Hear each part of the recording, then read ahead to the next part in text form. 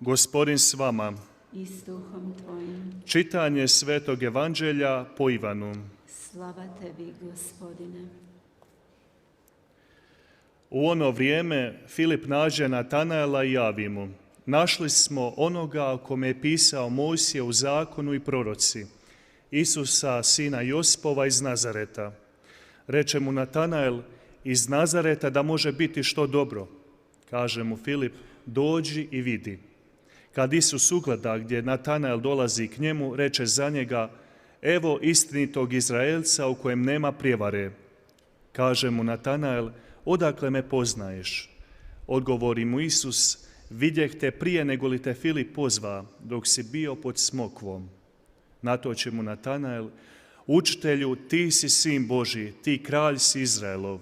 Odgovori mu Isus: stoga što ti rekoh, vidjete pod smokvom vjeruješ, i više ćeš od toga vidjeti. I nadoda: zaista, zaista kaže vam, gledat ćete otvoreno nebo i anđele Božje, gdje uzlaze i silaze nad Sina čovječjega. Riječ Gospodnja. Slava tebi, Kriste.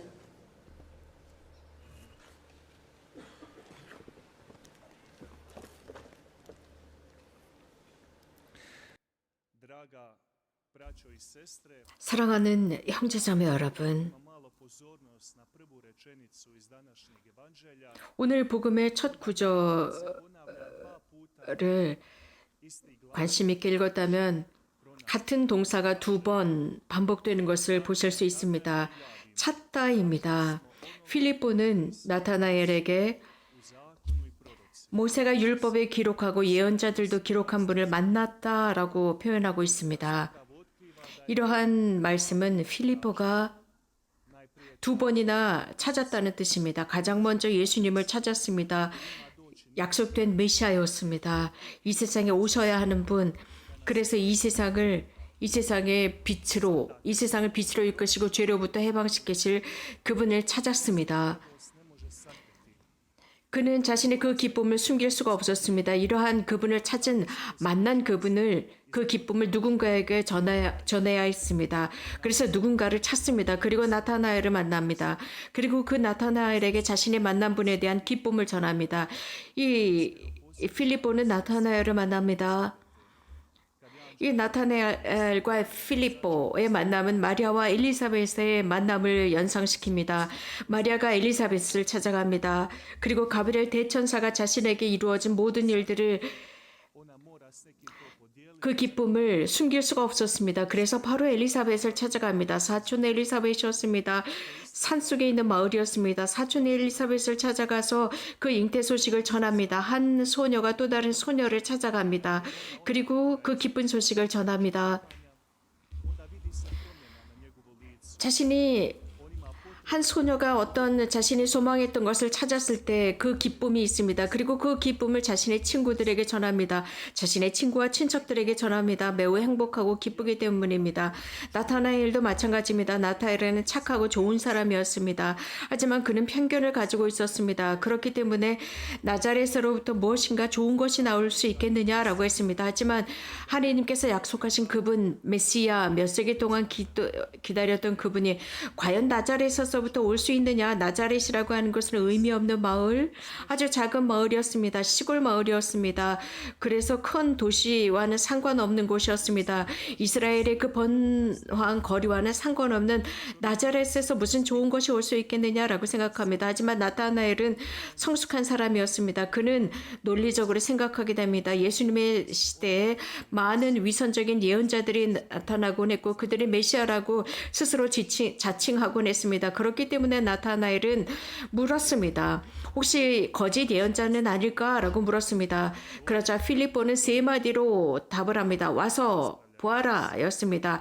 그래서 논쟁할 것이 아니라 가서 보자 였습니다. 당신이 내 경험을 믿지 못하니까 와서 보아라 였습니다.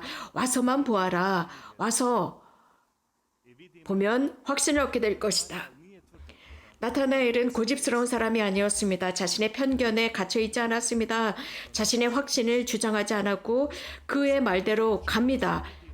와서 보아라 라는 그 말을 믿고 쫓아갑니다. 와서 보라 라는 그 말을 믿고 갔을 때 자신의 삶을 바꾸게 됩니다. 예수님을 만납니다. 그럼으로써 그는 확신을 얻게 됩니다. 자신이 평생을 걸쳐서 찾았던 바로 그것을 찾게 됩니다. 이것을 제대로 이해하기 위해서, 즉 이 미팅을 이해하기 위해서는 이 미팅이 어땠는지를 잘 관찰할 필요가 있습니다. 예수님께서 나타나엘을 보셨을 때, 즉 예수님을 만나러 오는 나타나엘을 보았을 때 예수님께서는 이렇게 말씀하셨습니다. 참 이스라엘 사람이다. 저 사람은 거짓이 없다. 라는 말씀을 하십니다. 나타나엘은 이러한 긍정적인 예수님의 말씀을 듣습니다. 자신의 특징, 자신의 성격에 관해서 이렇게 말씀을 하셨을 때 저를 어떻게 하십니까? 하고 물었을 때 예수님께서는 필리포가 너를 부르기 전에 내가 무화과 나무 아래 있는 것을 내가 보았다라고 말씀하십니다. 그 뜻은 내가 내 어머니의 뱃속에 잉태하기 전부터 나는 너를 알고 있었다라는 예레미야 예언자의 말씀을 인용하십니다. 그래서 필리포가 그를 부르리라는 것을 알았고 그가 무화과 나무 아래 있었다는 것을 알고 계셨습니다. 이 사건이야말로 무화과 나무 아래 있는 그를 불렀다. 그는 어떤 누구도 알 수가 없었습니다. 나타나엘만이 알고 있었습니다. 그 자신이 무화과 나무 아래에 있었습니다. 그 무화과 나무 아래에서 내적인 내면의 기도를 하고 있었습니다. 나타나엘은 이런 말씀을 들었을 때 어떤 느낌을 받았을까요? 상상해 봅시다. 예수님께서 그가 이러한 무화과 나무 아래서 내면의 기도를 하고 있었을 때 아무도 없었습니다. 그만이 혼자 거기 앉아 있었습니다. 그는 두려워하고 있었고 경외심을 가지고 있었고 축복받은 상태였습니다. 이런 하느님과 인간과의 현실적인 만남의 순간이었습니다. 그렇기 때문에 나타나엘은 스승님은 하느님의 아드님 이스라엘의 임금이시다라고 즉시 고백하며 그분의 영광을 알아봅니다. 자신의 깊은 내면을 훑어보시는 하느님을 인정했던 것입니다. 자, 이러한 나타나엘과 예수님과의 만남, 즉 성 바르톨로메오와 예수님과의 이 만남이 우리들에게 전해주는 메시지는 무엇일까요? 예수님께서는 우리들의 기도를 듣고 계신다는 사실입니다. 우리가 인식하지 못하더라도 그분은 듣고 계시고 우리가 혼자 기도하고 있다 생각하더라도 어떤 누구도 우리들의 청원과 우리들의 탄원과 우리들의 외침을 듣고 있지 않다라고 생각하더라도 우리들의 무화과 나무 아래서 혼자 기도한다 할지라도 예수님은 듣고 계신다는 것입니다. 나타나엘처럼 찾을 수 있습니다. 그러나 그분께서 먼저 우리들을 찾아오십니다. 우리를 만나러 오십니다. 그분께서 먼저 우리에게 말을 건네십니다. 나타나엘에게 하신 것처럼 말씀입니다. 예수님께서 나타나엘을 먼저 사랑하셨습니다.